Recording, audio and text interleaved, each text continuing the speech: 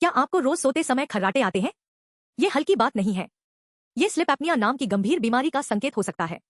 इसमें नींद के दौरान बार बार सांस रुकती है, जिससे शरीर पर असर पड़ता है। इससे हार्ट अटैक, स्ट्रोक और हाई ब्लड प्रेशर का खतरा बढ़ जाता है। नींद पूरी नहीं होती, जिससे थकान और चिड़चिड़ापन बना रहता है। मुख्य कारण है मोटापा, धूम्रपान, शराब और पीठ के बल सोना।